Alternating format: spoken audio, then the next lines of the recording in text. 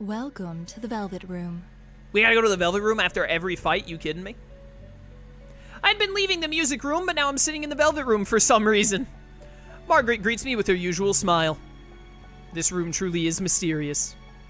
But why would she summon me like this? Margaret sees my suspicious expression and speaks up. Things have only just begun, and yet you already seem tired. The misfortune that has befallen you can be thought of as a sort of trial. A trial? I want to know the details behind her words, but I know that she won't answer me even if I ask. The inhabitants of the Velvet Room never reveal anything. That's because they can only watch over the choices their guests make. Margaret's smile broadens when she sees that I don't intend to ask her anything. Indeed. I am an observer on your journey. I would do nothing so thoughtless as to force you to make choices. You do not need such provocations. I already know that you shine brilliantly enough. The shine she speaks of. Could it be about my ability to use personas? Yes, that is part of your brilliance. I guess Margaret can read minds now, that's neat. Personas are masks of resolution, strengthened by controlling one's heart, by forming bonds. There are actually cards in this game. You're mistaking this one with Persona 5. Persona 5 is the one about masks. You understand this well, don't you? Yeah, I played Persona 5. Yeah, that's how we all fought up till now. Yes, indeed. But one's heart is intangible. It cannot be seen and cannot be felt. When polished, it releases a strong light unlike anything else. But it can also be clouded by trivial things. Have you ever felt that way? That may be true. You may be more conscious of that fact than most, because you hold the power of the wild card.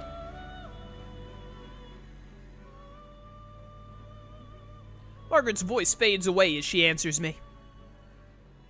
From here on, you will be forced to re-examine the things you know as bonds. How will you face the changes to come, and what choices will you make?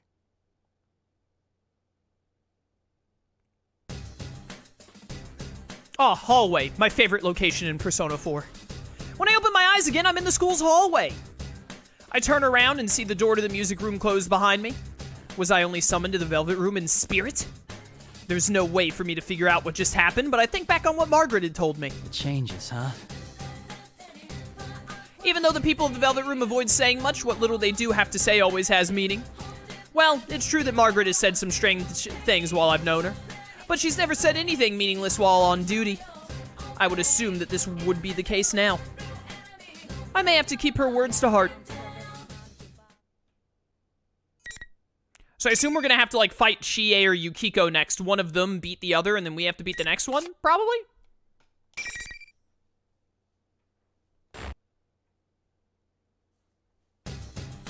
In any case, I need to concentrate on this case for now. I'm sure I'll understand the meaning behind what she said when the time comes. I must proceed. Though this bizarre place looks nothing like the Yasugami High I attended, the building seems strangely familiar as I run through it. I mean, this looks incredibly like your school. There are just, like, things on the walls. Teddy had appeared on the monitor in the music room. From the looks of things, he appeared to be behind what was happening. But I'd heard Rize's voice over the school's PA system before my fight with Yosuke. If this school works anything like a real one, I can make a good guess as to where Teddy and Rize are. It might be the announcement room. Oh, you think? But, of course, things aren't that easy. Those invisible walls keep getting in my way everywhere I go. It seems that some of these walls don't let anybody through, no matter if they won or lost their fights. Every single time I run into one, I'm forced to take another path. It's like my route is already set for me. So much for all that nonsense that Margaret was saying about not being forced to make choices. Can't even choose to go left or right at the fork in the road. I feel like I'm being led somewhere. I stop for a moment in the hallway out of the practice building and mutter to myself while I take a look around. Who is... No. Where are they trying to lead me? At that moment... Hey, you there! You're one of them participants in that there Grand Prix thing, right? What did you just say? A voice that I don't recognize at all breaks me from my reverie. I instinctively jump back and draw my sword in surprise. Whoa, whoa, whoa! What's the big idea? You could poke someone's eye out swinging that thing around. Alright, you were in the opening. Your name is like Labris or something like that. I'm gonna be honest. Your voice already has you on the lower end of my power rankings for characters. You're gonna have to be a pretty good character to make it up. I do plan on doing 4 hours today, yes. I turn and see a girl that I've never seen before, but she's obviously an anime character due to her hair and eyes. Was she part of that crowd? No, she looks like a real person. She's also wearing like the school uniform. She was caught by surprise when I suddenly pointed my weapon at her. Although she flinches, her words don't lose any of their intensity. How bold of her. That may seem like an odd thing to say, but it's what suddenly crosses my mind. But this girl doesn't seem to have any intention of attacking me. I sheath my sword, but remain cautious. Sorry, I didn't mean to startle you. Sorry ain't gonna cut it. What were you gonna do if you hurt one of the students here, huh? You can't go pulling that stuff without student council approval. All right, the jig is up. I'm putting the kibosh on this tournament right now. Hey, wait, hold on a second. I'm not in this because I want to be. I'm trying to stop the tournament. I'm trying to act non-threatening, but the girl continues to glare at me. I mean, you did pull a sword on her? Who in the world is this girl? They can't have a Persona spin-off without introducing a new character, apparently, even though you already had a really good cast beforehand. She's wearing a Yasugami High uniform. She said something about the student council, but I don't recognize her. None of the Persona 4 cast were members of, like, the student council in the game, right? In Persona 5, you have Makoto, and in Persona 3, you have Mitsuru, who are both, like, student council presidents, I believe. But Persona 4, none of the main cast was, like, part of the student council, were they? I don't remember. You don't encounter people here in this world that often. If a person is here, then they're either a Persona user or a... Why are you here, by the way? Wait, did you fall inside a TV? That's right. I might have put it a little differently, but if she can't enter a TV herself, the only possibility is that someone threw her in. That was what was happening in the murders from last year. All inside a TV. What kind of nonsense is that? She's not aware of it. But if she was a Persona user, I don't see why she'd hide that fact. If she was trying to keep that from me, then she wouldn't have come to talk to me like this. Then, does that mean she is a victim after all? Isn't she from the Aiga story in Persona 3? Oh, the answer, whatever? Yeah, there was another, like, machine character in that, but I don't... No, she had, like, black hair or something. This isn't the same character, I don't think. I carefully choose my words to avoid provoking the girl and introduce myself. I'm Yu Narukami. I was a second year at Yasugami High until last year. Huh? Last year? But that uniform. Oh no, this is kind of my usual equipment when I'm in the TV world. Equipment? Never mind. Forget it. Well, if you were only around till last year, I ain't gonna blame you for not knowing. I'm the new student council president. Nice meeting you.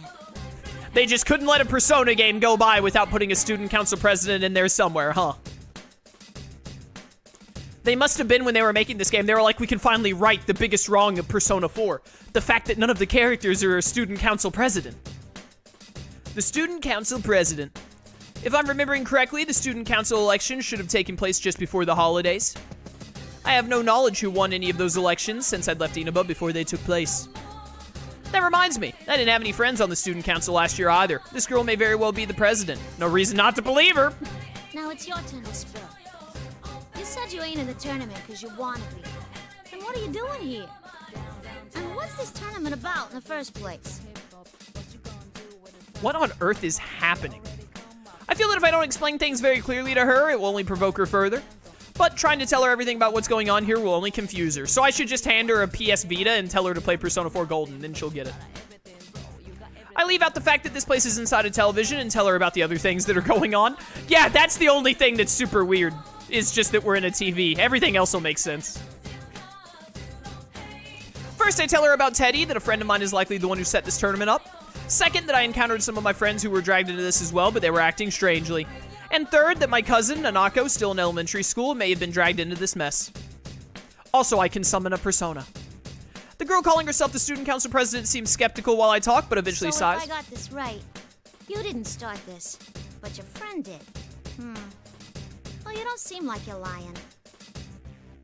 It seems that she somehow grasped the gist of what I was trying to say. I thank her out of politeness, but she laughs and asks why I'm thanking her. Okay, totally useful dialogue. There's still one more difficult task left at hand. How do I make her understand that all this is within another world, one accessed by going through a TV screen? Why bother?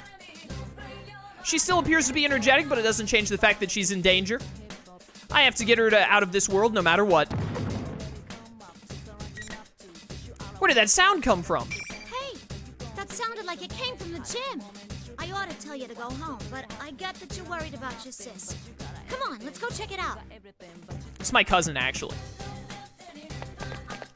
We both start running at the same time. I reach my full running speed when something occurs to me. I'm surprised to see this Miss President keeping pace right beside me. You really run that fast, huh? You really, just subtle brag, yeah, I'm a pretty quick runner, you know? Just standing still in this world would be strenuous for a normal person, but she doesn't even seem out of breath. She's quite impressive. I take a moment to quietly praise the girl running next to me. Okay.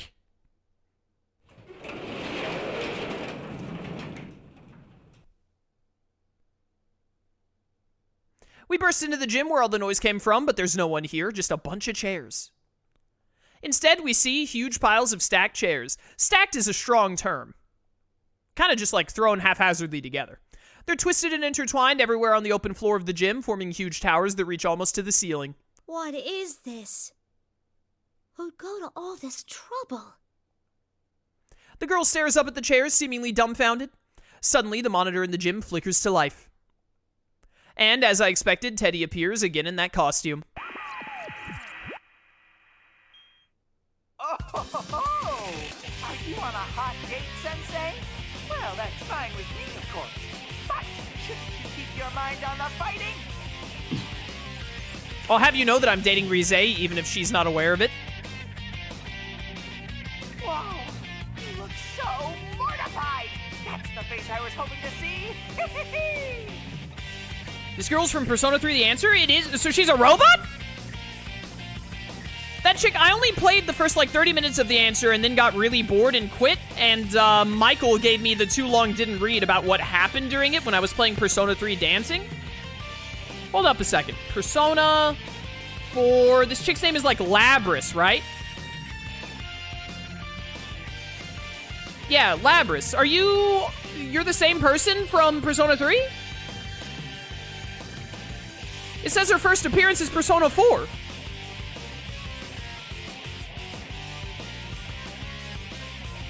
Well, I guess we'll find out. I don't want to look at anything else on Google because I might get spoiled. He's not saying anything completely straight, but he's obviously hinting that he knows I'm worried about Nanako. I almost called her Nakano. Is that Nakano is the name of the place in Cyber Sleuth?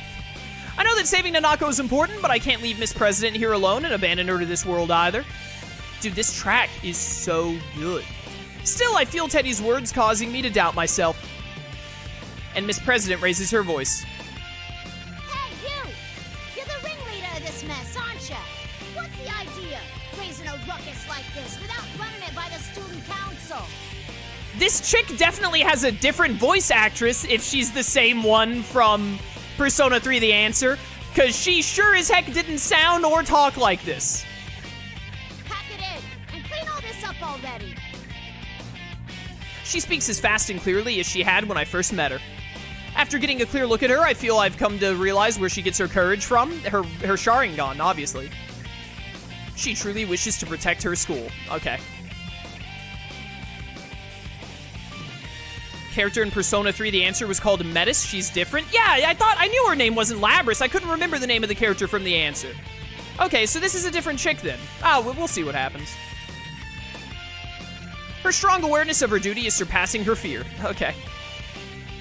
But Teddy on the monitor looks annoyed and sneers at Miss President. Can you please just say her name already? It's incredibly detestable. I can't believe that Teddy can even make such a malicious expression. What's that tiny thing? I'm in the middle of an important conversation with Sensei. Why is Teddy's voice so quiet in these cutscenes? A yappy little mutt like you should be muzzled and sit in the corner. Oh, this is getting pretty kinky. Sit, puppy, sit. Okay, I don't want to be here anymore. Can I leave? I'm starting to feel really uncomfortable. I can only imagine how much fun Sam Riegel had voicing Teddy, as much as I hate it. He has absolutely no intent of dealing with her seriously. Miss President turns bright red in humiliation for being brushed off like that. This is enough. I take a step forward to put myself between the monitor and Miss President. Imagine being willing to die in an alternate dimension for your high school could not be me. I know, right? Leave this to me. I'll take it from here. It's all right. There's nothing to worry about. Miss President's lips are trembling.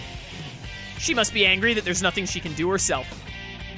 I don't want that anger to be in vain, so I turn to face the Teddy on the monitor. The Teddy? That was pretty harsh, Teddy. Hard to believe a womanizer like you would say such things. Are you really a womanizer if you don't actually get women? Like, don't you have to effectively get women to want to date you to be considered a womanizer? I have a feeling that Teddy's, like, success ratio with getting ladies is not good. What's so attractive about a shameless liar like her? Liar? You know something about her? The way he said that makes it sound as if there's some history between the two of them. Hey, Michael, what's up? Yeah, the main character... Dude, Narukami has more dialogue in this game than Joker, Minato, and Narukami combined from Persona 5, 4, and 3. It's insane. Also, this music is bumping, as Atlus always does. As usual, he doesn't bother to give any details in his answer. Come on, Sensei. Your opponent's getting tired of waiting for you. With the next challenger, come on down! Ooh, who's it gonna be? Yukiko, Chie, or Kanji? The dialogue is really quiet. I don't know why. I don't know if it's an option I can change. I haven't gotten an option menu this entire game. Reminds me of Strikers? Yeah, Atlus, be good at balancing audio challenge, please. After that line, another cloud of smoke rises from the floor. But this time, it is Yukiko who appears. We're fighting. Yukiko must have beaten the stuffing out of Chie. Deserved. Yukiko's a far better character. Oh, thank goodness you're safe. What's the matter? It's nothing. Are you all right? Has anything odd happened to you? What? No, I don't think so. Yukiko seems alarmed to see me in a defensive posture. Hey, anyone who's played this game before, is there an option where I can up the dialogue to be louder than the music? I haven't been given an option menu this entire game, and I haven't really had an opportunity to try and hit the start button out of fear of skipping cutscenes. Other than that one fight against Yosuke where I was freaking out button mashing. Yukiko seems alarmed to see me in a defensive posture. I feel my shoulders relax in relief as I shift my weight to stand normally. It seems that she hasn't been affected like Yosuke had. I didn't think I'd been that tense though. Now that's the Yukiko I remember. She's as sharp as always, exactly when we need her. If she's not being confused, then I can immediately ask for her help. I try to explain what I need from her. Nanako might be in here. I'm heading to the announcement room where Teddy is. I need you to protect this girl from me. She might be a victim of all this.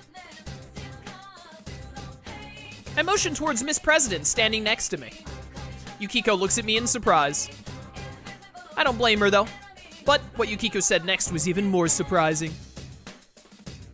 Why do I have to do that? It's not like I know her or anything. I'm not gonna help her because I don't know her. Is that really what she's saying? I can understand that she might be cautious when meeting someone for the first time, but would Yukiko really think that way? No, obviously not. What a pointless line of thought. It's gotta be the same as with Yosuke. That same uncanny sense of wrongness is coming back to me when I hear Yukiko speak. Yukiko, not you too. Ooh! Got some classic fight music. This is the boss music from Persona 4, right? Can we hear the 8-bit version again? That was like one of the best things in Persona 4 was the 8-bit boss music. Calm down and listen to me. Can you understand what I'm saying? Huh? What are you saying all of a sudden? I can hear you clearly. What did you mean by you too? When I try to question her, Yukiko's expression returns to normal. I can't tell anymore. She doesn't look like she's being controlled by someone. Am I overthinking this too much? Yeah, I'll face myself. That's what it's called. Yeah, good track, good track. At the very least, she doesn't seem enthusiastic about this P-1 Grand Prix. I'm pretty sure doesn't Marie's boss fight have like a remix of I'll Face Myself? I loved that remix. This is probably a trick the enemy is playing on us. They're trying to get us to fight each other. I'll say it one more time, Yukiko. I'd like you to protect this girl for me. Sorry, but I don't know how to put this. It just feels like you're being really selfish. You always help people who have nothing to do with you, and I admire that. But where does that leave us? It's always your friends who get put in danger because of your self-centeredness. I'm used to hearing her voice, but her words are scathing. I'm convinced now. There's no obvious change in her attitude like there had been with Yosuke, but something must be warping Yukiko's words too. Her words may seem like a sound argument, but she means something else. I don't care if someone who isn't related to me gets hurt. That's definitely not something Yukiko would say. The real Yukiko would never say something that disrespects the value of a life that way. Don't be deluded. Whatever happened to Yosuke is happening to Yukiko too. I don't understand the details, but Yukiko hasn't had a complete change of heart. Yukiko. Bringing up Persona 5 again. This is very, very Persona. This is the most Persona 5, Persona 4 game ever. What the? Yuka? I got a sword! When I draw my sword, Miss President quickly tries to stop me, and then I accidentally stab her. But I can't answer her right now. If a battle will clear up this pointless misunderstanding between us, then the time to fight is now. Ooh, now that's our senpai. You'll show no mercy, not even to a girl if it's for your own goals. I believe in equality! You're a real bastard with a sister complex. Keep it up and bring them all down.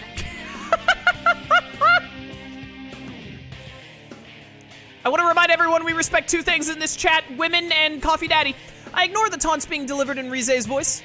Even if our words aren't getting through to each other and we have to fight without understanding what's going on, we'll come to an understanding later. How very Naruto of you. I have to believe. Both myself and my friends believe in you that believes in the me. I hold my sword to the side to protect Miss President, who's standing behind me. Sorry, but you need to stay back. Whatever you see here, try to stay calm. Promise me you won't run away.